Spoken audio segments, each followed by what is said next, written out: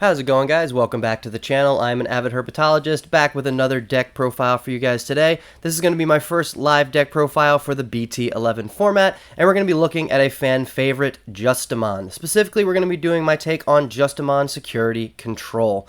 Now, there's two primary ways you're going to find Justimon lists built. The first is going to be a traditional stack building list. The other is going to be a little bit more controlling, which is what we're going to be going over today, which is mostly just option cards, a couple of Tamers, and Justimon himself. So we're going to go ahead and get right into this deck list. To begin with, we are going to be playing 4 copies of Gigimon as our egg, and of course going right along with that is going to be the very typical draw package of the 4 Guilmon promos.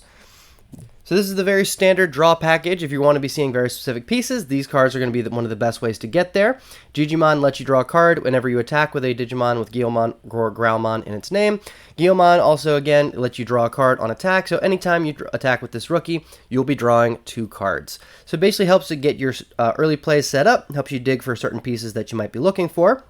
And speaking of those pieces, we are only playing 3 unique other Digimon. The first of those, and we're going to have to spend some time talking about these, this is Justimon Blitz Arm. So Justimon has 3 different forms: Blitz Arm, Crit Arm, and Accel Arm, which just came out in BT11, and is kind of what allows this deck to finally function as an archetype.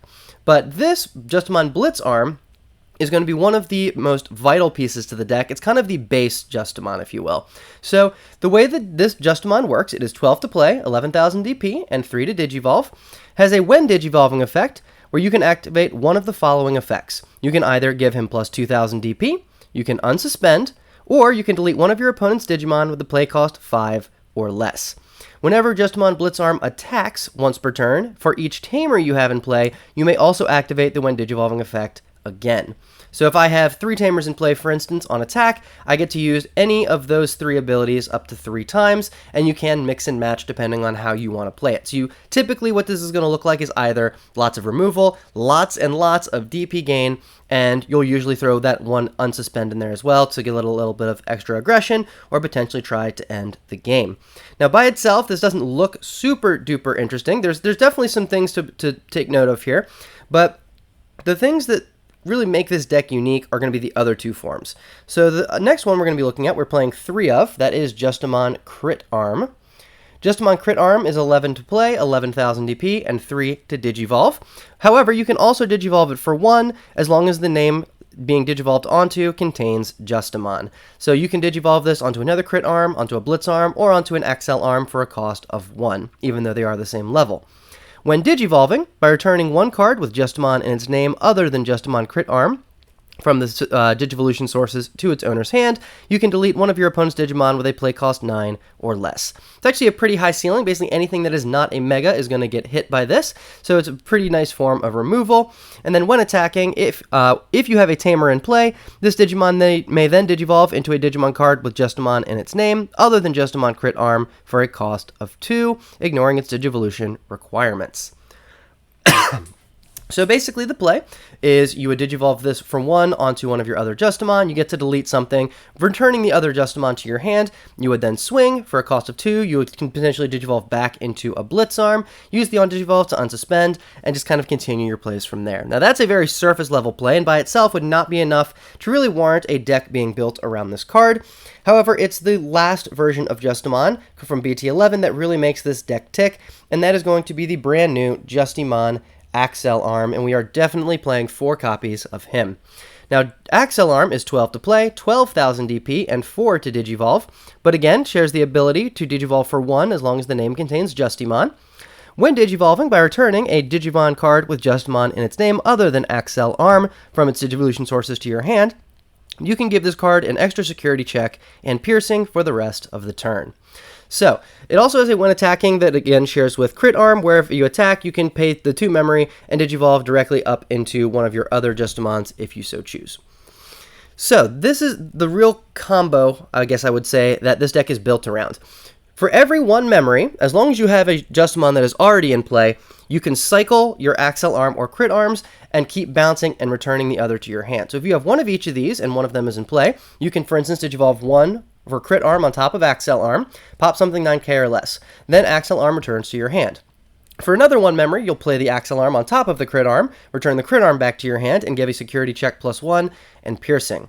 1 more memory, drops the crit arm back on top of the Accel arm, bounces the Accel arm back to hand, and you can see where this goes. It creates this infinite loop that is really only hampered by your memory resources. So as long as you can get above a certain memory threshold, you can continue to bounce these two over and over and over, creating more security checks, clearing more bodies off the field, and creating a really unique board presence.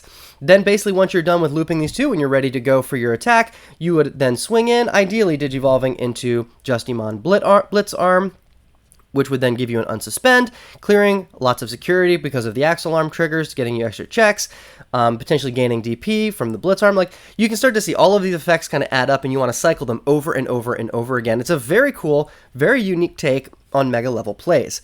But you might be wondering, well, if these are the only Digimon in the deck, how on earth are we going to be getting them into play reliably? I mean, there are 11 and 12 to play respectively.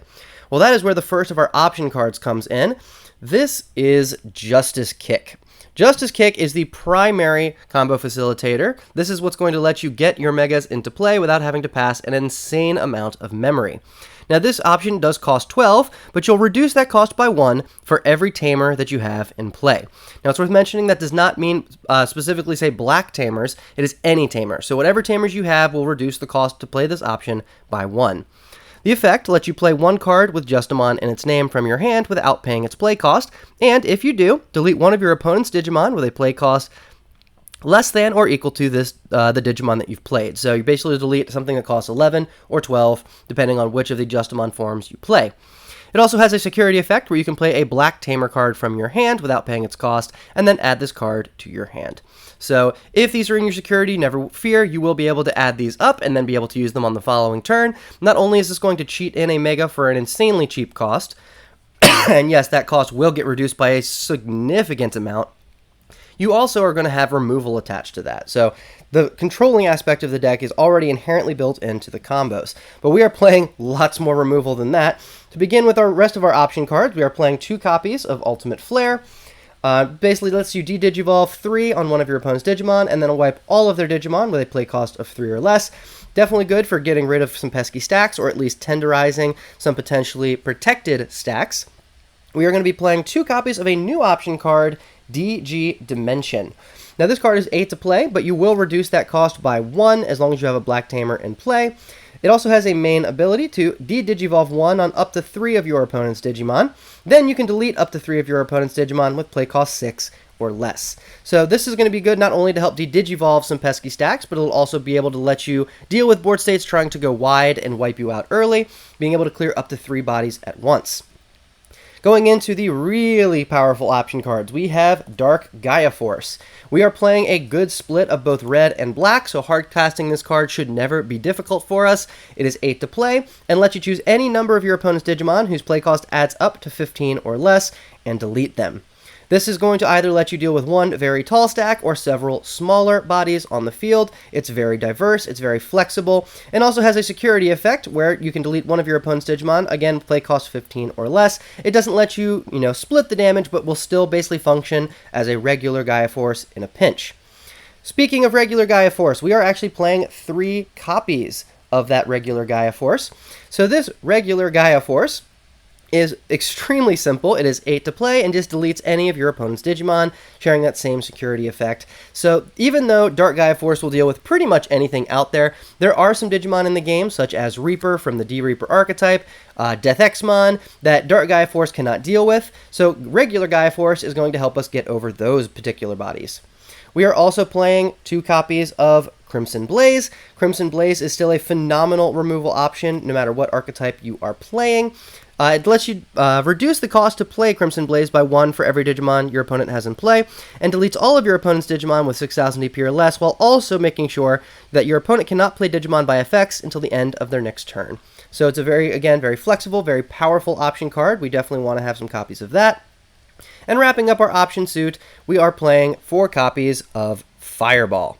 So going right alongside with our Guilmon package, we are going to need to see some specific cards in order for this deck to work right. So these copies of Fireball are 2 memory. They let you delete one of your opponent's Digimon, 3,000 DP or less, which is great for getting rid of potential floodgate issues, while also letting you draw 2 if no Digimon is deleted by this effect.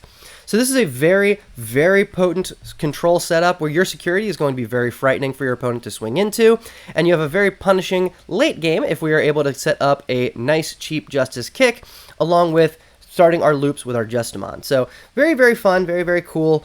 It's kind of like a take on typical classic security control, but instead of purple-yellow, of course, we are in black and red. And we are actually putting a very pronounced win condition in here, where we can potentially end the game in a single turn, depending on how well our setup turns go. But in order for all of this to actually, function correctly, we're going to need lots of Tamers, and lots of Tamers do we have. To begin, we are going to be playing 4 copies of Ryo Akiyama. This is definitely a vital Tamer, one that we are going to be wanting to see pretty frequently. It is 3 memory to play. On play, you reveal the top 4 cards of your deck and can add any card with Draymon or Justimon in its name from among them to your hand. The rest go to the bottom in any order. This is, of course, going to be vital if we're going to be needing to see all of our pieces. Now, we're still going to have to find a way to get our Justice Kicks, which is fine, but this will help us find our various pieces of actual Justimon, since we are going to want at least more than one of these in order to actually facilitate a combo turn.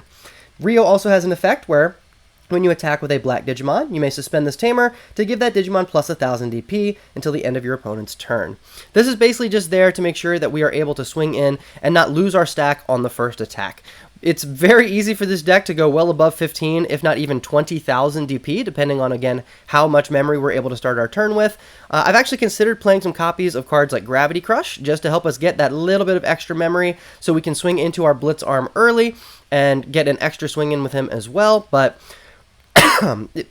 finding slots for cards like Gravity Crush can be a little bit difficult, so for the time being, we're not playing those, but even still, we want to make sure our Justimons are safe on the first attack, and Ryo is a great way to do that. Next up, we are going to be playing 2 copies of Izzy Izumi from BT4. Now, even though this Izzy is not likely to check all black cards, he is still valuable in the deck. So he's a memory setter, he's 4 to play. So at the start of your turn, if you have 3 or less memory, you will set your memory to 3. And on play, you can reveal the top 3 cards of your deck. If they're all black, you can gain a memory and then put them back in any order.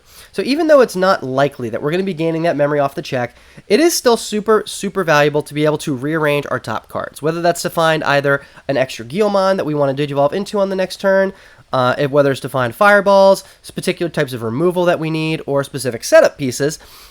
Being able to stack the top cards of our deck basically makes him a pseudo-draw spell. So we are not really playing him looking for that memory gain. We are playing him because, number one, he is a black body, so we'll have access to our black and our red. And again, he's going to be able to rearrange the top cards of our deck so we can find the cards that we need. I am opting to play a single copy of Izzy and Joe. Again, this is a black Tamer. It's not one of the better ones, especially in a deck full of removal spells. It's not going to be, turning on that effect super duper often, but it is helpful when we are able to find it. This is a 4 to play Tamer, where at the start of your turn, if your opponent has 2 or more Digimon in play, gain 2 memory. And on the opponent's turn, if one of my black Digimon is deleted, you can suspend this Tamer to draw a card.